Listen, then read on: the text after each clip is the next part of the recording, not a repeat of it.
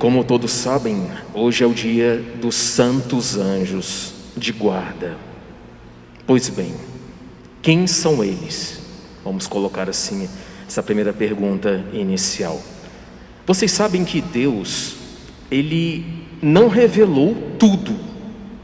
Por exemplo, dos anjos, Ele revelou algumas coisas que, com o passar do tempo, a igreja, os santos doutores, os padres da igreja, algumas visões místicas que os santos tiveram, foram juntando tudo isso então, para que nós hoje cheguemos a algumas definições do que são os anjos da guarda, por exemplo.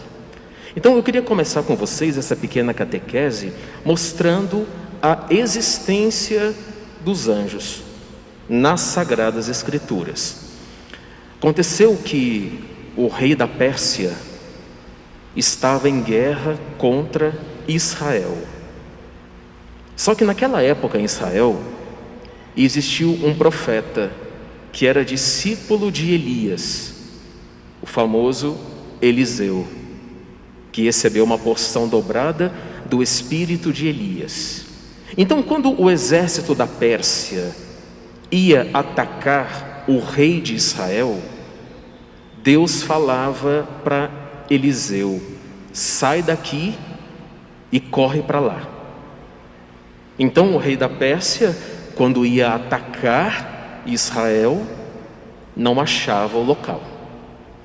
Aí o rei da Pérsia descobriu onde é que eles estavam, e quando ia atacar Israel, Deus avisava Eliseu: sai daqui e vai para outro lugar.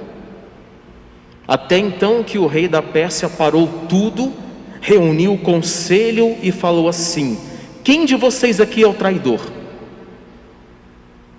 Que está avisando aquele homem de Deus, que avisa o rei de Israel que eu vou atacar e eu nunca encontro o acampamento deles.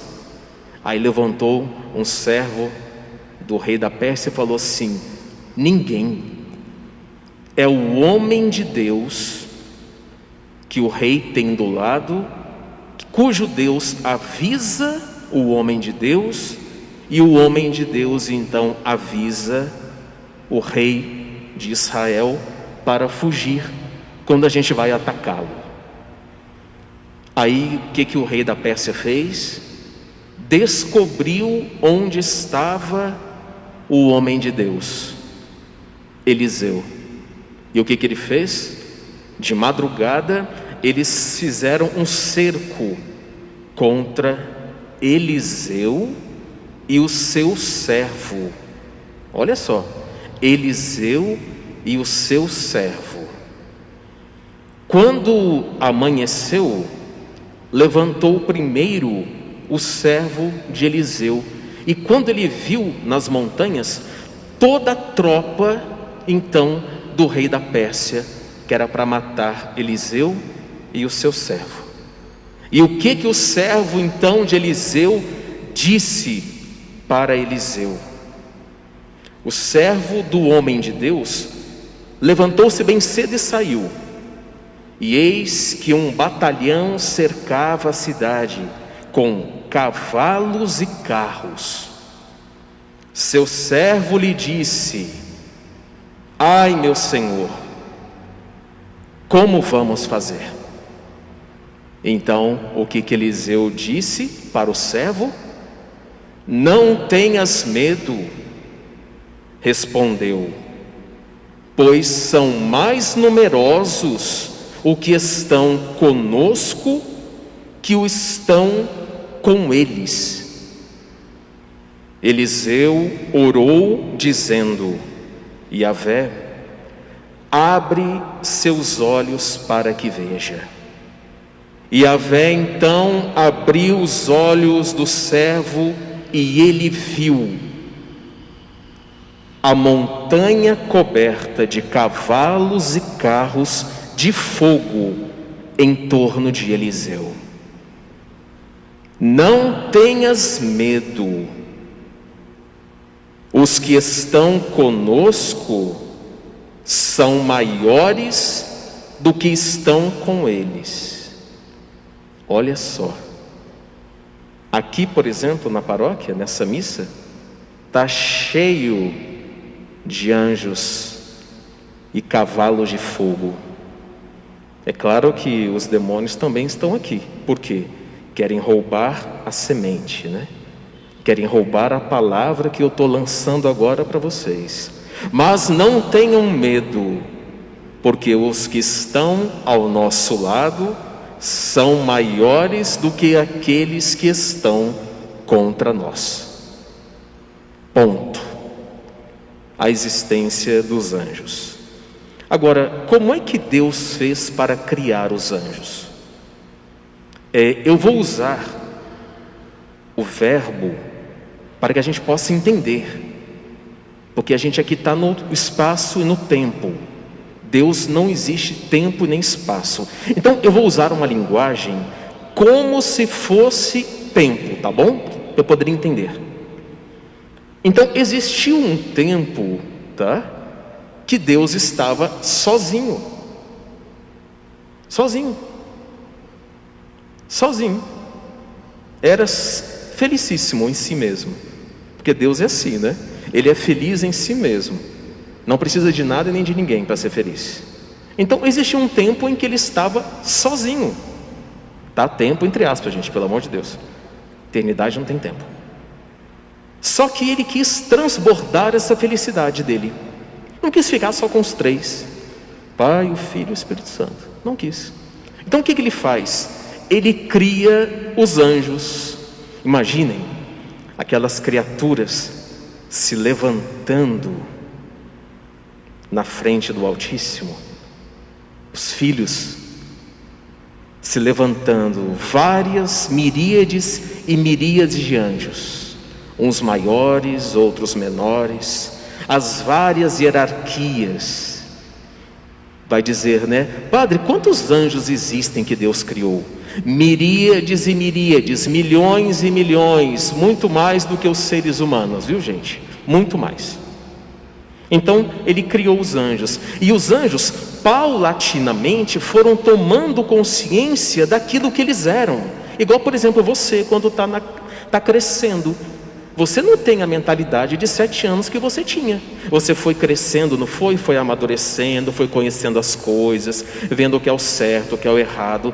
Os anjos a mesma coisa.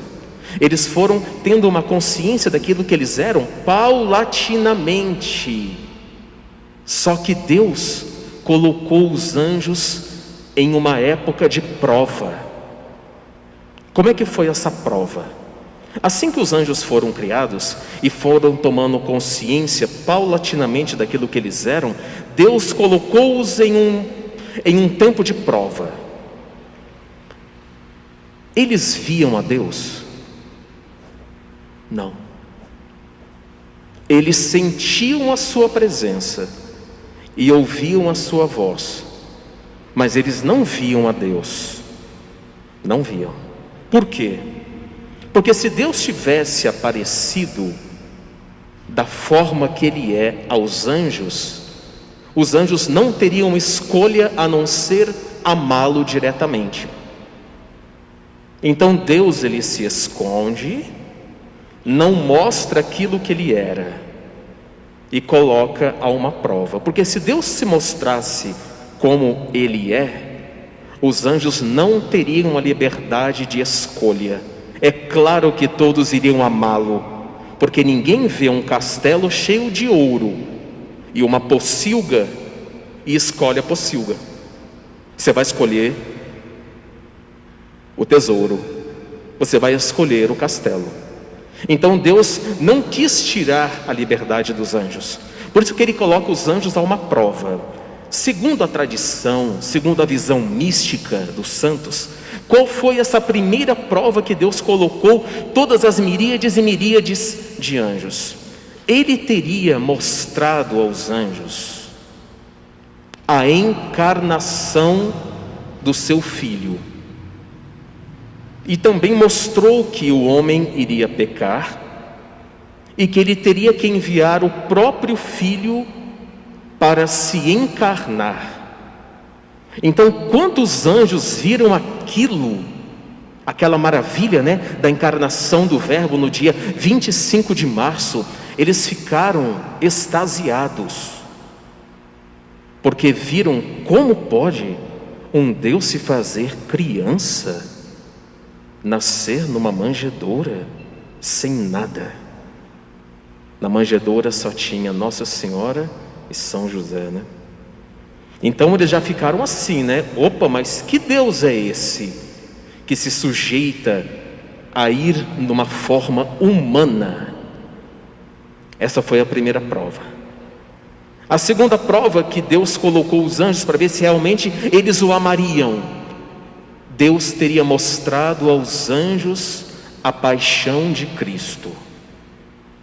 Teria mostrado como é que Cristo iria ficar chagado, esbofeteado, a cruz, os espinhos, o sangue, toda a humilhação, toda a solidão que Cristo passou de quinta para sexta-feira santa.